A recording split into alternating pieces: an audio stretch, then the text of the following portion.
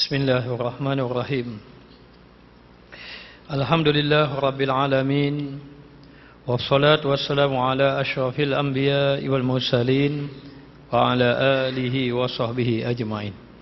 Allahumma salli ala sayyidina Muhammadinil fatihi lima ughliqa wal khatimi lima sabaqa nasiril haq bil haq wal hadi ila siratikal mustaqim wa ala alihi haqqa qadrihi wa miqdarihil azim.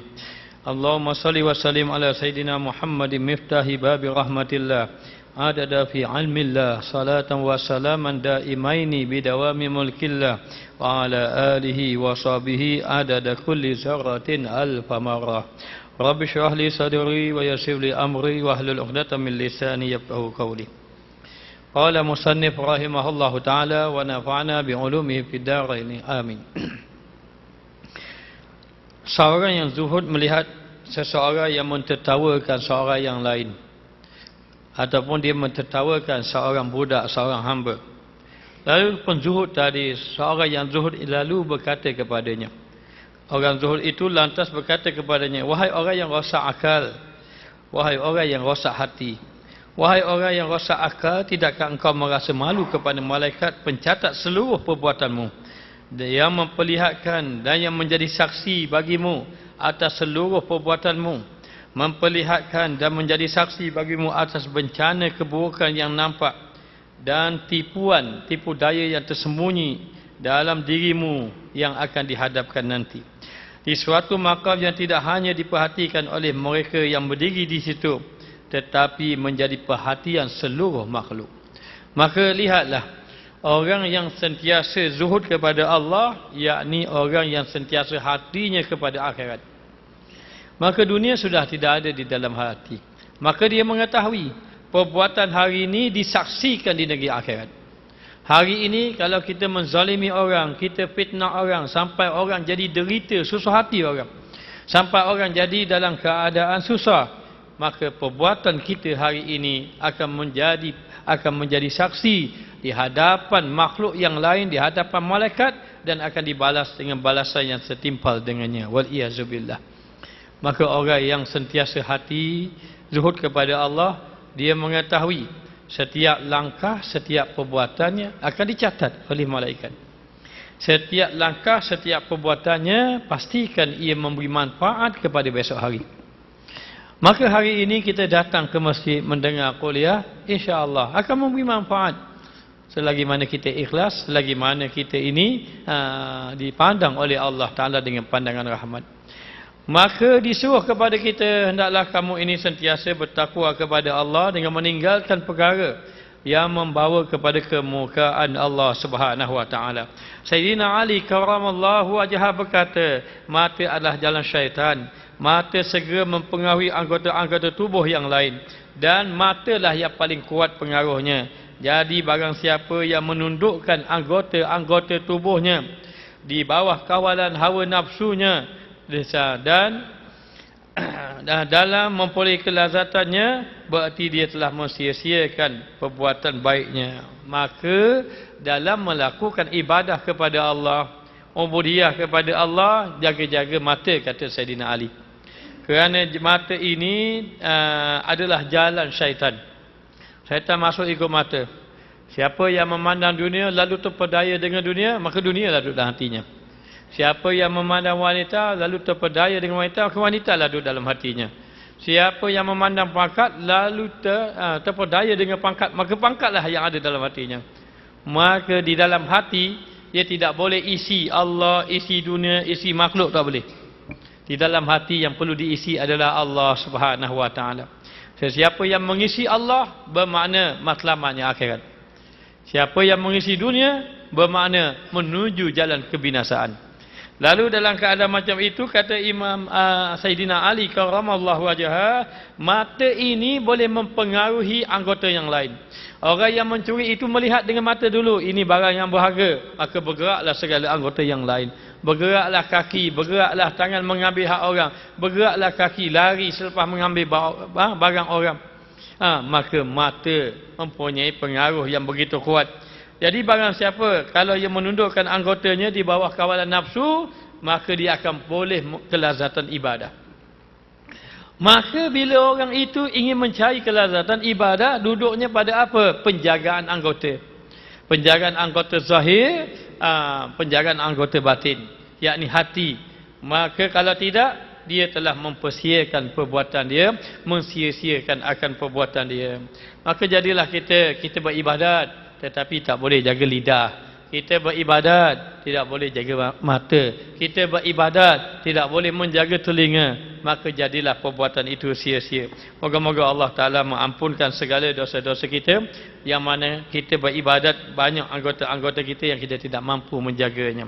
Abdullah ibnu Al-Mubarak berkata, iman yang paling utama adalah mempercayai apa yang dibawa oleh Rasulullah sallallahu alaihi wasallam. Allah Ta'ala berfirman, وَمَا آتَاكُمُ الرَّسُولُ فَخُذُوهُ وَمَا نَهَاكُمْ عَنْهُ فَانْتَهُوا. Apa-apa yang didatangi oleh Rasulullah sallallahu alaihi wasallam, kamu ikutlah. Dan apa-apa yang dilarang oleh Rasulullah sallallahu alaihi wasallam, kamu tinggalkan. Ini tanda keimanan kepada Allah Ta'ala. Hatta hawahu lima jitu bihi, kata Nabi. Sehingga hawa nafsunya mengikut apa yang aku datangkan. Keinginannya mengikut apa yang didatangkan oleh Rasulullah sallallahu alaihi wasallam. Maka barang siapa yang mempercayai Al-Quran, maka dia akan beramal dengan Al-Quran, maka selamatlah dia daripada azab Allah. Barang siapa yang menjauhi perkara-perkara haram, dia telah menuju kepada jalan taubat, maka selamatlah dia daripada azab Allah. Barang siapa berusaha mendapat harta yang halal, dia telah menuju kepada jalan kewarakan, yakni menjaga diri daripada syubhat dan juga haram. Dia duduk dalam kebahagiaan. Barang siapa yang berkata benar, maka terselamatlah dia daripada perbuatan qisas ataupun kezaliman orang lain. Maka duduklah dia di dalam kesejahteraan. Barang siapa yang mengikuti sunnah amalan Rasulullah sallallahu alaihi wasallam, maka menyebabkan amalan dia diterima oleh Allah Subhanahu wa taala. Nabi sallallahu alaihi wasallam bersabda, "Man ahdasa min amrina haza ma laisa minhu fa huwa raddun." Sesiapa yang melakukan satu amalan, kalaulah amalan itu tidak menepati dengan kehendak Allah, kehendak Rasul, yang tidak didatangi oleh aku, kata Rasulullah, fa huwa raddun, ia ditolak. Maka hendaklah amalan itu menepati. Maka kata ulama, untuk mendapat amalan itu diterima oleh Allah, yang pertama, amalan itu mesti menepati kehendak syariat, mesti menepati kehendak syariat, yakni dengan arti kata berdasarkan ilmu. Nak beribadat itu kena berdasarkan kepada ilmu, supaya apa yang kita lakukan itu menepati kehendak Allah dan Rasul. Maka taatlah Rasul, bermakna taat kepada Allah. Nabi SAW bersabda, "Sallu kama ra'aitumuni usalli." Sembahyanglah kamu sebagaimana aku sembahyang. Maka bagaimana sembahyang? Maka para sahabat mengikut Rasulullah SAW. Maka para sahabat terpelihara amalnya, ilmunya terpelihara. Selepas Rasulullah wafat, para tabi'in melihat pula kepada bagaimana sahabat sembahyang. Kerana sahabat sembahyang mengikuti Rasulullah, maka di zaman Rasulullah sallallahu alaihi wasallam, fa in taruddu, apabila fa in tanaza'tum fi syai'in faruddu ila Allah wa rasulih. Kalau ada perselisihan, maka tanya Allah, tunggu turun wahyu daripada Allah, ataupun tunggu sehingga Nabi menyampaikan hadis kepada mereka.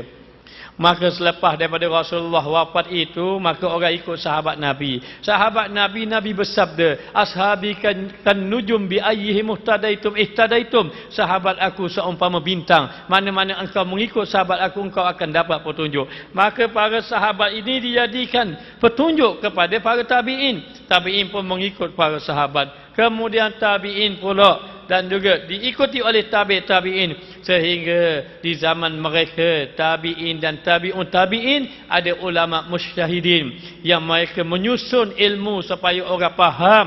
Kerana semakin satu zaman semakin jauh dengan Nabi, maka disusun. Maka yang disusun ilmu itu dipanggil ulama mujtahidin. Adanya al-Imam Syafi'i, Maliki, Hanafi, Hambali dan seumpamanya. Maka sembahyanglah kita mengikut mazhab-mazhab yang tertentu agar perjalanan kita menepati sunnah Nabi kita Muhammad sallallahu alaihi wasallam. Maka ibadat yang menepati sunnah itu tidak lagi diterima oleh Allah. Allah berfirman, "Wa ma umiru illa liya'budullah mukhlishina lahuddin." Kamu tidak diperintahkan melakukan ibadat kecuali dalam keadaan ikhlas. Maka yang pertama mengikuti sunnah, mengikuti syariat, dan yang kedua hendaklah ikhlas dalam melakukan amal ibadat. Maka kalau ibadat itu dilakukan, walau benar ibadat itu dari segi rakaat, sujud dan seumpamanya, tetapi tidak ada ikhlas di dalamnya itu, maka membawa ibadat itu juga tidak diterima oleh Allah. Moga-moga Allah Ta'ala jadikan kita orang yang ikhlas. Moga-moga amal ibadat kita yang penuh dengan kelalaian, yang penuh dengan kejahilan ini, Allah pandang kita dengan pandangan kasih sayang. Allah masukkan kita juga di kalangan orang yang diterima amal. Amin ya rabbal alamin. Maka yang ketiga, untuk amalan itu diterima oleh Allah, perlunya takwa kepada Allah. Perlunya takwa kepada Allah, imtisalu awamirihi wajtinabu nawahihi sirran wa alaniyah. Takwa itu adalah kamu mengikuti perintah Allah, kamu menjauhi larangan Allah, sama ada secara terang-terangan ataupun secara tersembunyi. Maka dalam keadaan itu hendaklah seseorang tadi melakukan amal ibadat ikhlas, kerana yang kita kehendaki ini ialah melakukan ketaatan kepada Allah Subhanahu wa taala dan meninggalkan perkara yang diharamkan oleh Allah. Diriwayatkan daripada Abu Darda bahawa ia memohon kepada Rasulullah sallallahu alaihi wasallam, yakni dia berkata, ya Rasulullah, wasiatkan aku, ausini, wasiatkanlah aku, berilah wasiat kepada aku. Didatangkan perkataan wasiat seolah-olah berilah satu nasihat yang terakhir untuk aku, untuk mendapat satu wasiat yang paling penting, yang paling utama. Ausini ya Rasulullah, wasiatkan aku, katanya Abu Darda. Lihat sahabat, ketika mana dia berjumpa dengan Rasulullah sallallahu alaihi wasallam, maka para sahabat akan meminta sesuatu yang paling bernilai. Apa dia? Amal ibadat kepada Allah. Amal ibadat kepada Allah itu lebih bernilai. Sayyidatina Fatimah radhiyallahu anha pernah meminta kepada Nabi kita Muhammad sallallahu alaihi wasallam, ayahandanya yang tercinta, minta kepada Rasulullah, adakah seorang hamba, adakah Rasulullah boleh memberi seorang hamba untuk menolong pekerjaan di rumahnya? Rasulullah beritahu pada Sayyidina Ali, suami kepada Siti Fatimah radhiyallahu anha, anakku ini, Siti Fatimah, isteri kamu ini, dia minta kepada aku hamba, aku tidak memberinya kerana aku ingin memberi yang lebih baik daripada hambanya. Apa yang dibaginya itu? Yang diberinya tasbih. Berzikirlah kamu ketika nak tidur. Yang dimintanya hamba. Yang dimintanya hamba. Saya kerja tolong suami saya susah. Maknanya ada tak seorang hamba yang boleh tolong menguruskan rumah. Faham tak apa? Meringankan beban saya dalam mengurus rumah tangga. Rasulullah tak bagi hamba. Rasulullah beritahu pada Sayyidina Ali, dia meminta kepadaku hamba, aku tidak memberi kerana aku ingin memberi lebih daripada itu. Apa dia ya Rasulullah? Sebelum tidur jangan lupa bertasbih subhanallah, alhamdulillah, Allahu akbar, cukupkan 100, 33, 34. Kata Sayyidina Ali, selepas aku mendengar itu aku tidak tinggalkan sampai mati. Mana aku tidak akan tinggalkan sampai aku mati amalan ini. Benar. Ini Sayyidina Ali karamallahu wajhah. Lihat, Rasulullah memberi sesuatu yang paling bernilai. Apa dia? Amal yang mendekatkan kita dengan Allah Subhanahu wa taala. Abu Darda datang jumpa Rasulullah, ausini, wasiatkan kepada saya. Lihat sahabat jumpa Rasulullah, dia minta sesuatu yang paling berharga. Apakah amalan yang mendekatkan saya kepada Allah?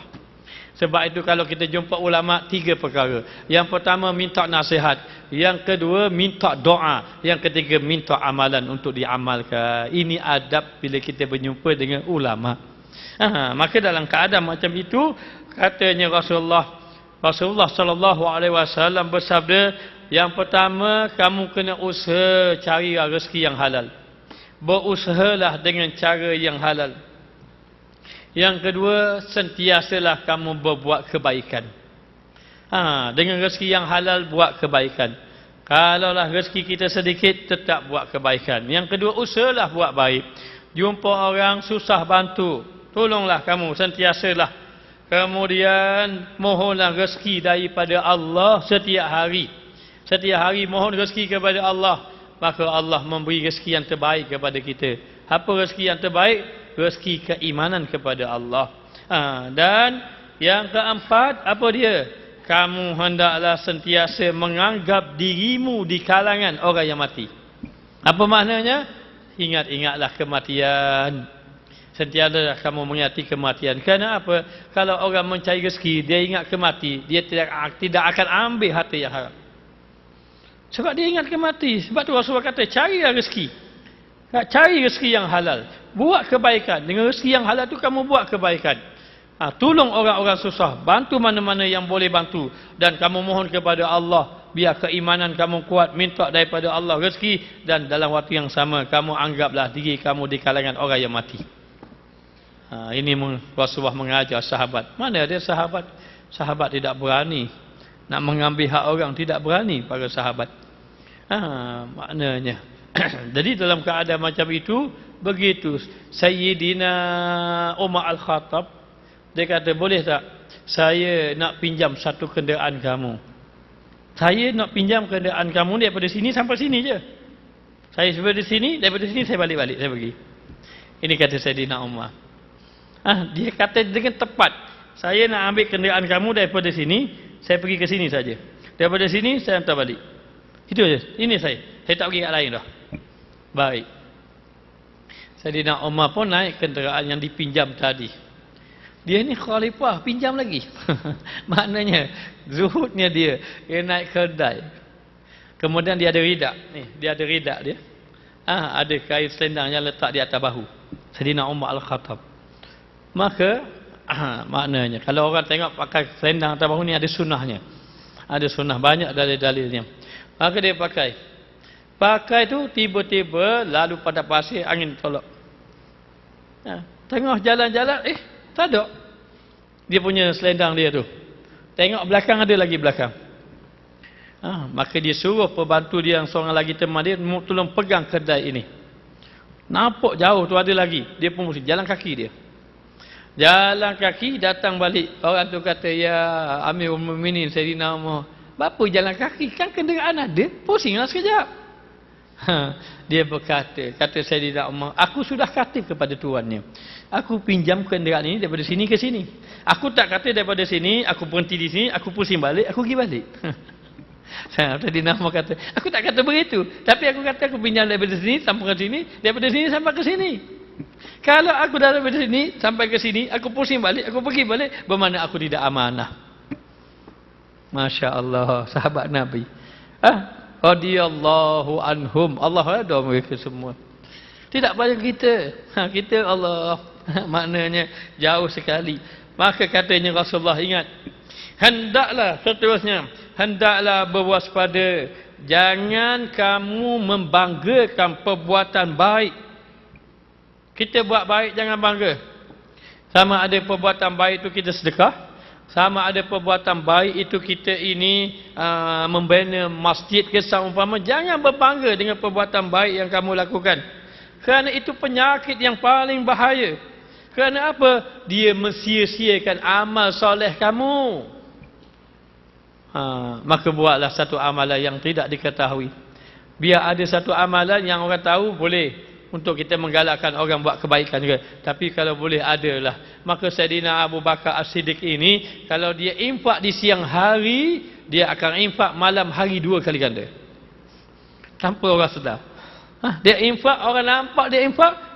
Dia akan infak yang malam itu 2 kali ganda. Lebih daripada siang hari itu. Maka begitulah para sahabat radhiyallahu anhum. Allah meridai mereka.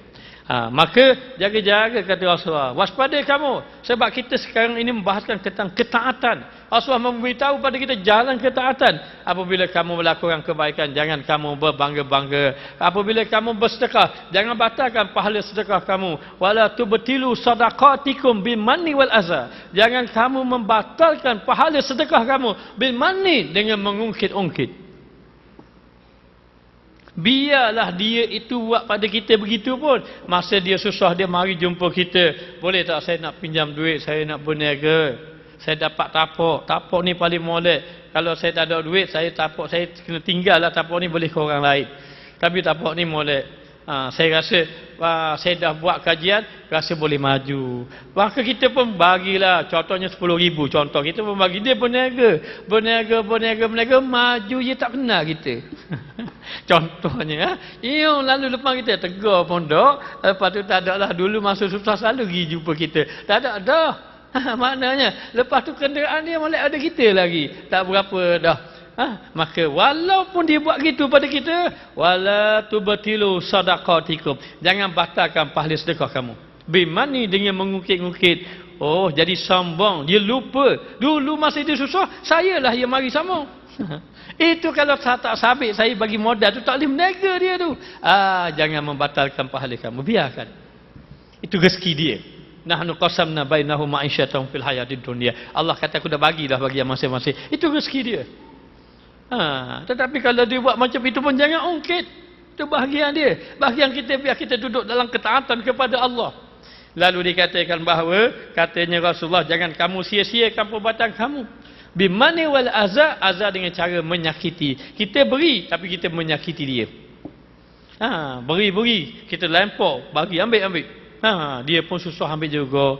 Saya kalau tak sabit anak saya lapar, saya tak ambil tu. Tapi ingatkan anak ambil juga, dia lapar duit. Contoh. Maka dalam keadaan macam itu batal amal ibadat kamu.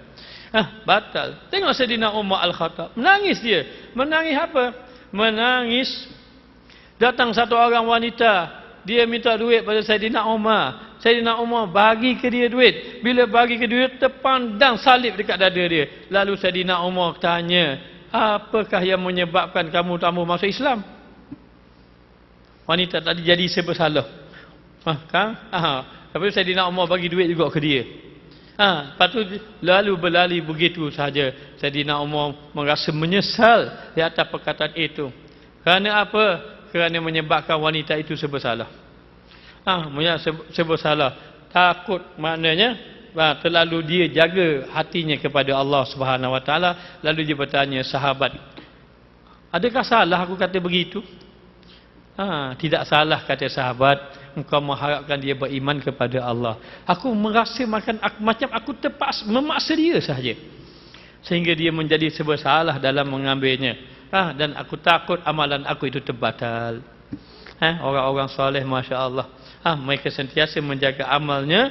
Dan dikatakan bahawa apabila sahaja seseorang itu melakukan sesuatu amalan yang baik, jangan kamu batalkan amalan yang baik kamu. Lalu Rasulullah mengatakan, orang yang membanggakan perbuatan baiknya itu, ia tidak tahu kenapa dia perlu membanggakan. Rasulullah mengatakan, orang yang membanggakan perbuatan yang baik dia boleh lakukan, dia itu sedangkan dia tak tahu perbuatan baik itu diterima ataupun tidak diterima.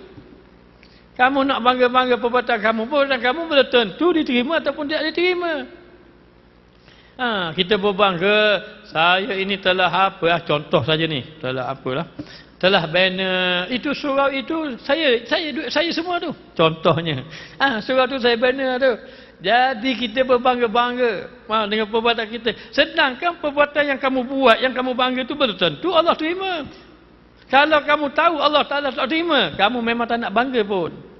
Dan sekarang ni tahu ke? Tidak tahu. Oleh kerana tidak tahu, jangan kamu berbangga-bangga dengan perbuatan yang kita lakukan tadi. Maka kata Rasulullah sallallahu alaihi wasallam lagi, jauhlah kamu kemaksiatan.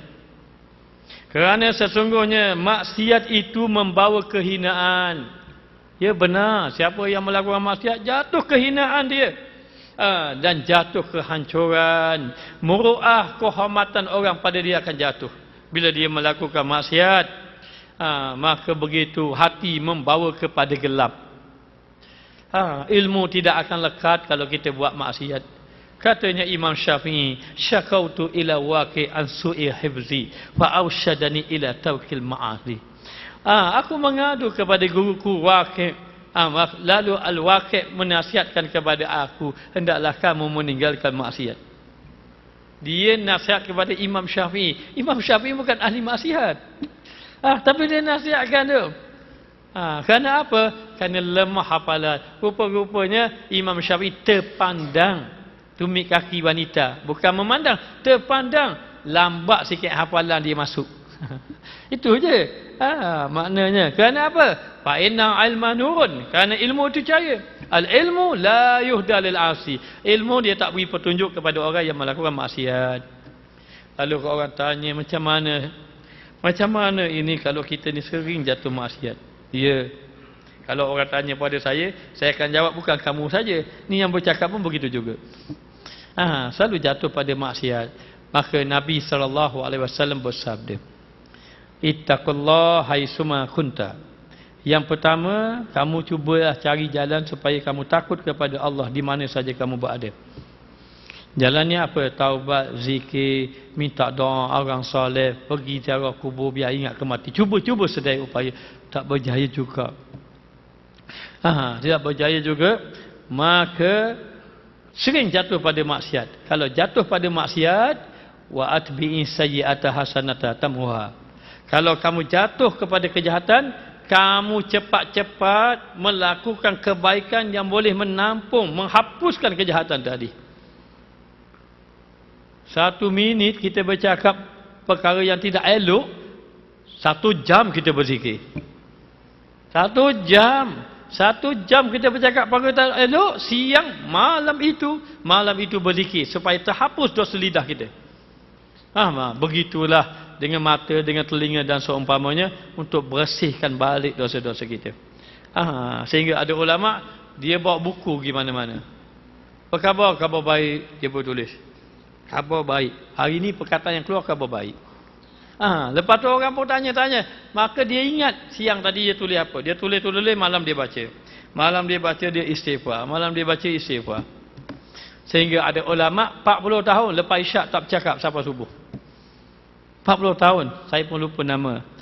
Ibnu Khaisam kalau tidak silap. 40 tahun lepas isyak terus tak bercakap dengan orang. Duduk dia berzikir sampai ke pagi.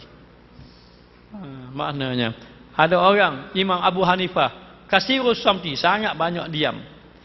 Dia tidak bercakap kecuali semua Quran. Sampai di beliau pernah berjaya 1 hari 40 kali khatam Quran. Tak cakap dia. Payah cakap. Bangun pagi daripada tu Quran dia sepanjang hidup dia. Baca Quran semua. Tu orang-orang soleh. Sehingga ada yang mereka semayang. Ali Zainal Abidin semayang 1000 rakaat. Sabi Al-Banani semayang 800 rakaat satu hari. Urwah Ibnu Zubair pun begitu juga. Malam khatam, siang khatam. Malam khatam 1 hari 2 kali khatam. Imam Syafi'i begitu juga. 1 bulan 60 kali khatam. Masya Allah. Urwah Ibnu Zubair zikir, setiap hari zikir, sentiasa berzikir. Akhirnya kakinya sakit, ada racun, ada kuman. Lalu katanya tabib, doktor zamannya itu kata tidak ada jalan, kena potong. Nanti kuman itu merebak pada seluruh tubuh. Maka zaman dahulu itu tidak ada obat bius, tak potong. Tidak ada alat canggih, maka kena tahan sakit. Mungkin tidak tahan sakit, baiklah saya bagi satu obat, satu macam herba, macam bius lah sekarang ni. Memakan obat tu kamu akan pensan. Dan ketika pensan itu, kami akan potong kaki kamu. Kata Urwah, kalau kamu mau potong aku tidak perlu makanan itu. Kalau aku makan itu, bermakna aku tidak sedar, maka putus hubunganku dengan Allah. Kalau kamu mau potong kakiku, maka potonglah kakiku ketika aku sembahyang. Maka dia pun angkat takbir, semayang dalam keadaan duduk, ulurkan kaki, dia pun semayang, angkat takbir, salam-salam, lepas saya tanya, potong dah lagi? Dia mau tengok tak ada kaki. Sungguh aku tidak menyedari kakiku dipotong kerana ketika itu aku sedang sembahyang. Masya Allah. Itu cerita orang-orang soleh. Kata ulama, cerita orang soleh membangkitkan amal, menyebabkan terasa keinginan untuk meninggalkan maksiat walaupun kita bukan di kalangan mereka. Walaupun kita bukan di kalangan mereka, kita bukan di kalangan orang soleh. Walaupun kita bukan di kalangan orang soleh, tapi kamu bacalah kisah orang-orang soleh. Bercakaplah cerita tentang orang-orang soleh. Kerana dia boleh membangkitkan amal, meninggalkan maksiat, mengurangkan ingatan kepada dunia, menggalakkan kepada akhirat. Maknanya. Maka dalam keadaan macam itu, dikatakan bahawa apabila sahaja kamu melakukan maksiat, ingat maksiat itu membawa kehinaan, membawa kehancuran. Maka hendaklah kamu melakukan ketaatan, dan ketaatan itu membawa kemuliaan, ketaatan itu membawa keagungan. Walillahil izzati wali rasulihi walil mu'minin. Kemuliaan, keagungan itu bagi Allah, bagi Rasul, bagi orang yang beriman, yang mereka itu taat kepada Allah dan Rasul. Maka buatlah kita taat kepada Allah. Mulia. Orang pergi ke masjid itu mulia di sisi Allah. Orang belajar ilmu itu mulia di sisi Allah. Orang sembahyang berjemaah itu mulia di sisi Allah Ta'ala. Jangan jadi kita orang yang berat melangkah ke masjid. Nanti dekat negeri akhirat, apa amalan kita? Ada satu orang pemuda selalu hatinya bergantung kepada masjid, maka dia mendapat lindungan arsy Allah Ta'ala. Kerana Nabi telah bersabda, rajulun qalbuhu mu'allaqun fil masajid. Lelaki yang hatinya bergantung kepada masjid, dia akan mendapat lindungan yang tidak ada lindungan kecuali lindungan Allah di negeri akhirat kelak. Maknanya, maka pergilah kita melakukan ketaatan, insya-Allah kemuliaan, keagungan. Jangan sampai kita ditimpa 3 perkara. Apa dia? Yang pertama, Allah sibukkan kita tetapi bukan ibadat. Kalau Allah sibukkan kita, Allah beri dunia kita sibuk, Allah beri pangkat kita sibuk, Masya Allah. Saya cerita sahabat saya. Tak apa saya cerita, saya suka cerita ini kerana dia ni kira orang baik. Kalau mungkin kita tak mampu mencontohi beliau. Saya kenal beliau itu di Yaman. Lepas tu balik, itu pertama kali kita kenal dia, balik, lepas tu jumpa dia. Lepas tu akhir sekali dia beritahu dia pendakwah siang dan malam. Kuliah subuh, kuliah maghrib. Maka 1 minggu 17 kuliah, 14 kuliah. 7 hari sah, tidak ada rehat. Dia kata alhamdulillah Tuhan memberi rezeki pada dia. Lalulah banyaklah orang-orang yang belajar dengan dia, lalu dia membuka bisnes perniagaan. Dengan takdir Allah, perniagaan dia maju. Dia jemput saya pergi ke kedai, saya pergi ke Kuala Lumpur. Lalu jumpa dia, rupanya dia buka kedai. Saya tanya dia sebulan berapa, kau tak silap saya 5,000 sebulan. Lalulah perniagaan dia maju sampai peringkat barang tu dia ambil ikut kapal. Ikut kapal. Sempahan dia berdasarkan kontainer. Memang besar perniagaan dia. Dulu saya pergi, masa peringkat awal tu pakai motor saja pergi masjid. Pertama kali saya tinggal rumah dia tu. Lepas tu saya tengok dia pakai kereta mewah. Alhamdulillah. Lama-lama saya pergi pula jumpa dia. Dia kata saya tolak habis kedai saya tambah. Kenapa tambah? Tengah maju gila tu. Tengah maju, tengah kaya masa tu. Dia meninggalkan kedai dia dalam keadaan maju kedai dia itu. Maka dia bagi kepada partner dia dulu, mula dia seorang, lepas tu dia ajak partner dia urus. Dalam keadaan terlalu maju, akhirnya tinggal terus. Dia boleh tinggal, Masya Allah. Kalau jatuh saya, dak kuliah dah malam ni saya. Mananya tak ada kuliah dah. Dia boleh tinggal, Masya Allah. Anta bagus sungguh lah. Kalau anda tak boleh, tak tengah kaya-kaya nak tinggal, dah tinggal tak buah terus dah, jadi orang lain dah. Mana dah akan jubah dah. Kenapa? Ana sedar ketika mana bulan Ramadan ana tak mampu khatam Quran. Ketika mana bulan Ramadan dia tak mampu khatam Quran, maka dia sedar. Sibuk dia kata tak jadi lah. Maka dia ambil keputusan, dia tinggalkan kedai dia, tumpu jadi macam dulu balik. Masya Allah. Maknanya baik kita tengok, jaga-jaga biar kita duduk dalam ketaatan. Ketaatan membawa kepada kemuliaan dan juga keagungan di sisi Allah Ta'ala. Maka kata Rasulullah, hati-hati kamu terhadap perbuatan riak. Buat taat bagus. Tetapi hati kamu daripada perbuatan riak ketika melakukan ibadat. Ada satu orang anak muda. Anak muda ini daripada luar pergi ke kota Madinah. Di kota Madinah ketika itu ada satu peristiwa Madinah tidak ada hujan, kering kontang, tanaman-tanaman menjadi kering. Maka penduduk Madinah ketika itu bermesyuarat, berdoa kepada Allah, buat sembahyang istisqa, sembahyang minta hujan, maknanya supaya hujan turun di kota Madinah. Maka dilakukan sembahyang minta hujan itu. Maka dilakukan sembahyang minta hujan sekali, 2 kali, 3 kali, hujan tidak turun-turun. Lalu sang anak muda satu orang di malam hari dia masuk dalam masjid, duduk seorang diri, dia munajat kepada Allah, maka dia angkat tangan lama. Dia angkat tangan, maka satu orang tengok dia, satu orang intai dia. Ternampak anak muda ni buat apa? Tengok-tengok dia duduk di antara ramai-ramai tu, dia duduk jauh-jauh, dia beribadat sampai ke pagi. Apa ibadatnya? Doa je. Dia doa, maka orang pun apa ni ekoi daripada belakang tengok-tengok dia doa. Antara dia minta ya Allah turunkanlah hujan di kota Madinah ini. Tengah berdoa, dia tak turun pun tangan dia. Sehingga Allah turunkan hujan serta-merta. Begitulah dia. Hujan malam besok, orang tu cari, tunggu lagi, datang lagi anak muda tadi. Anak muda itu beribadat lagi, beribadat, malam tu dia berdoa, turun pula hujan kali kedua. Maka orang ini kata, siapa orang ini? Anak muda ini dengan doanya Allah turunkan hujan. Esokkan orang ini selepas sembahyang subuh pada hari yang ketiga, dia pun pergilah tanya, kamu ini datang daripada mana? Dan kamu duduk di mana? Boleh tak saya nak pergi rumah kamu? Maka boleh. Orang itu rasa berkenan dengan orang ni. Apa hebatnya orang ini? Dia pun pergi rumah anak muda tadi. Rupanya dia baru pindah situ, tak ada orang lagi kenal. Dia pun duduklah. Duduk, dia sembang. Orang itu pun mula bercakap. Malam tadi, 2 malam aku tengok engkau beribadat di waktu malam.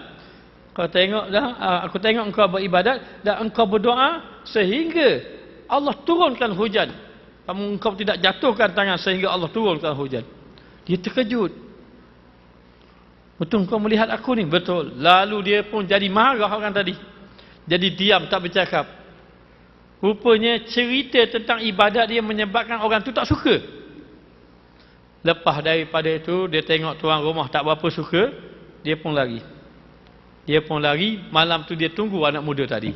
Anak muda tak mari-mari. Dia menyesal mungkin kerana aku cerita ibadat dia tak mari malam tu. Lepas tu sampai sembahyang subuh.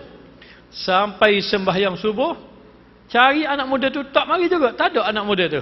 Maka orang itu pergi rumah dia. Tertutup, beri salam tak jawab, tanya-tanya, keluar jiran dia. Jiran dia kata, tuan orang ini sudah tidak ada. Mana boleh tidak ada? Kemarin baru saya jumpa dia.